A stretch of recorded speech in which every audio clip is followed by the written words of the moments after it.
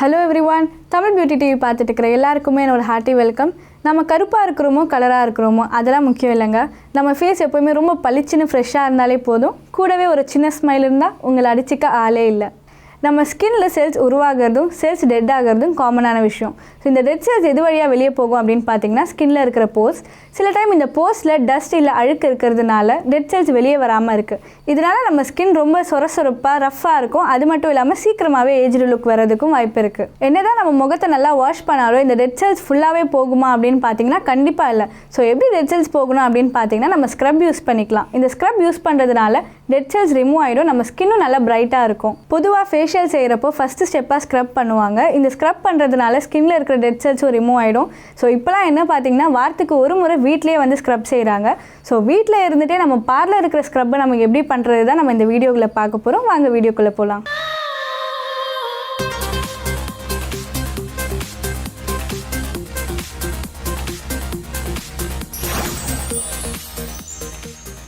இப்போ என் கையில் இருக்கிறது ஒரு age revitalising sugar scrub, Vasu பிராண்டோடது. என்னடா ஒரு ப்ராடக்ட்டை கையில் தூக்கிட்டு வந்துட்டுனே நினைக்காதீங்க. நீங்கள் தொடர்ந்து வீடியோவை பாருங்கள், உங்களுக்கே புரியும். அது மட்டும் இல்லைங்க, நிறைய பேருக்கு ஸ்க்ரப் பற்றின நிறைய கொஸ்டின்ஸ் இருக்குது. ஸோ அதுக்கும் நான் விளக்கம் கொடுத்துருக்கேன். இது வீடியோ உங்களுக்கு கண்டிப்பாக யூஸ்ஃபுல்லாக இருக்கும். நான் ஏற்கனவே சொன்ன மாதிரி நீங்கள் வாரத்துக்கு ஒரு தடவை ஸ்க்ரப் பண்ணிட்டு வரலாம். இப்படி ஸ்க்ரப் பண்ணுறதுனால நம்ம ஸ்கின்ல இருக்கிற டெட் செல்ஸ் ரிமூவ் ஆகி ஸ்கின்னுக்கு ஒரு நல்ல பிரைட்னஸ் கொடுக்கும்.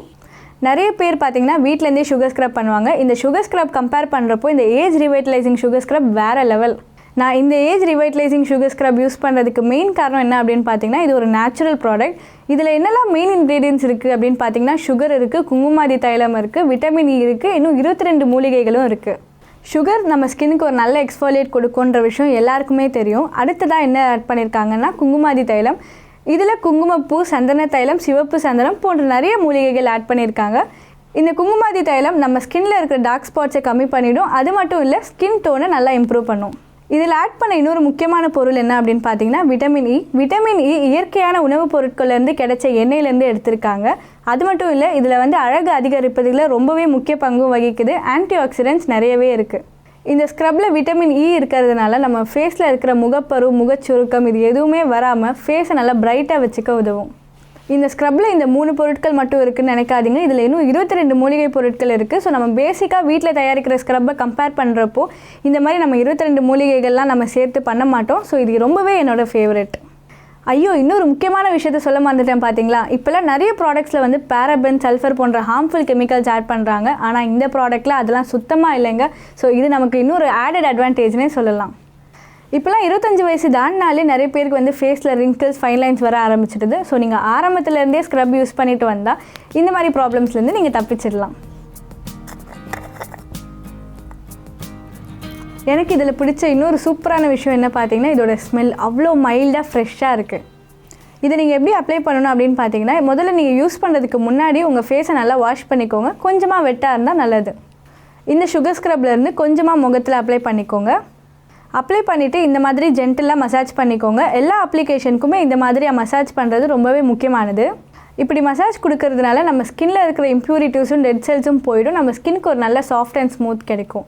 2 மினிட்ஸ்க்கு இப்படி நல்லா மசாஜ் பண்ணிவிட்டு ப்ளெயின் வாட்டரை வச்சு வாஷ் பண்ணிக்கோங்க.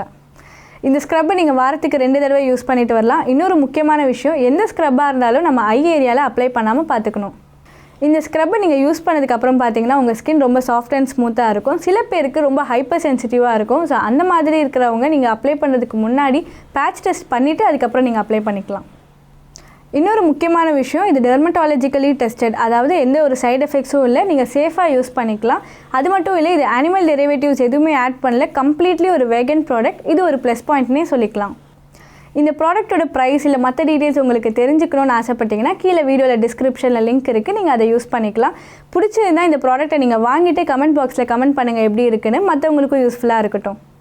ஸோ நான் ஆரம்பத்திலே சொன்ன மாதிரி நம்மளோட சப்ஸ்கிரைபர்ஸ் நிறைய பேர் ஸ்க்ரப் பற்றி நிறைய கொஸ்டின்ஸ் கேட்டிருந்தாங்க. ஸோ அதில் முதல் கொஸ்டின் என்ன அப்படின்னு பார்த்தீங்கன்னா நம்ம ஸ்க்ரப் பண்ணுறப்போ நம்ம கண்களை சுற்றி அப்ளை பண்ணலாமா அப்படின்ற கேள்வியை கேட்டிருந்தீங்க. கண்டிப்பாக இல்லைன்னு தான் சொல்லணும்.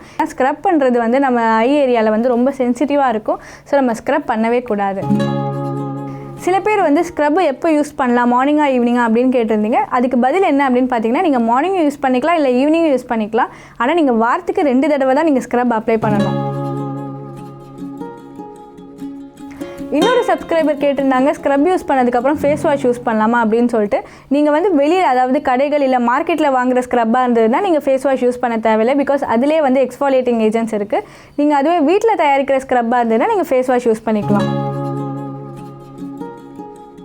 ஸோ முன்னாடி கேட்டிருந்த கொஸ்டின் மாதிரி இப்போவும் கேட்டிருந்தாங்க. அதாவது கண்ணுக்கு கீழே வந்து டார்க் சர்க்கிள்ஸை போக்குறதுக்கு நம்ம ஸ்க்ரப் யூஸ் பண்ணலாமா அப்படின்னு கேட்டிருந்தாங்க. முன்னாடி சொன்ன மாதிரியே தான் கண்ணுக்கு கீழே வந்து ரொம்ப சென்சிட்டிவான ஏரியா. ஸோ நம்ம ஸ்க்ரப் யூஸ் பண்ணக்கூடாது. அதுக்கு பதிலாக நம்ம ஏற்கனவே நம்ம சேனலில் வந்து நிறைய வீடியோஸ் அப்லோட் பண்ணியிருக்கோம். நீங்கள் கமெண்ட்ஸில் கூட கேட்கலாம், நாங்கள் லிங்க் கொடுக்கறதுக்கு தயாராக இருக்கோம். நெக்ஸ்ட் என்ன கொஸ்டின் கேட்டிருந்தாங்க அப்படின்னு பார்த்தீங்கன்னா, நைட்டில் ஸ்க்ரப் யூஸ் பண்ணதுக்கப்புறம் மறுபடியும் அடுத்த நாள் காலையில் ஸ்க்ரப் யூஸ் பண்ணலாமா அப்படின்னு கேட்டிருந்தாங்க. கண்டிப்பாக கூடாது. ஏன்னா ரொம்ப எரிச்சல் படுத்தும். அதுவும் இல்லாமல் ஸ்கின் வந்து சீக்கிரமாகவே ரஃப்னஸ் ஆகிடும். இன்னொரு சப்ஸ்கிரைபர் காலேஜ் போகிறாங்க போல். அவங்க என்ன கொஸ்டின் கேட்டிருந்தாங்க அப்படின்னு பார்த்தீங்கன்னா, நான் ஒரு டீனேஜர், ஸோ நான் ஸ்க்ரப் யூஸ் பண்ணலாமா அப்படின்னு கேட்டிருக்காங்க. டீனேஜரோ இல்லை எந்த வயசாக இருந்தாலும் ஸ்க்ரப் யூஸ் பண்ணிக்கலாம். கடைசியாக என்ன கொஸ்டின் கேட்டிருந்தாங்க அப்படின்னு பார்த்தீங்கன்னா, ஸ்க்ரப் யூஸ் பண்ணதுக்கப்புறம் ஆலோவேரா ஜெல் யூஸ் பண்ணிக்கலாமா அப்படின்னு கேட்டிருந்தாங்க. கண்டிப்பாக யூஸ் பண்ணலாம். ஏன்னா ஆலோவேரா ஜெல் நம்ம ஸ்கின்னுக்கு ஒரு நல்ல மாய்ஸ்சரைசராக இருக்குது. சப்ஸ்கிரைபர்ஸ் கேட்டிருந்த கொஸ்டின்ஸ்க்கு ஆன்சர் பண்ணியிருக்கேன். ஸோ உங்களுக்கும் ஏதாவது டவுட்ஸ் இருந்ததுன்னா கமெண்ட்ஸில் கேளுங்க, நான் உங்களுக்கு கண்டிப்பாக ஆன்சர் பண்ணுறேன். இந்த வீடியோ உங்களுக்கு கண்டிப்பாக யூஸ்ஃபுல்லாக இருக்கும்னு நினைக்கிறேன். பிடிச்சிருந்தால் லைக் பண்ணுங்கள், மற்றவங்களுக்கும் ஷேர் பண்ணுங்கள். இதே மாதிரி இன்னொரு சூப்பரான வீடியோஸுடன் மீண்டும் உங்களை சந்திக்கிறேன். அன்புடன் ஆஃபியா.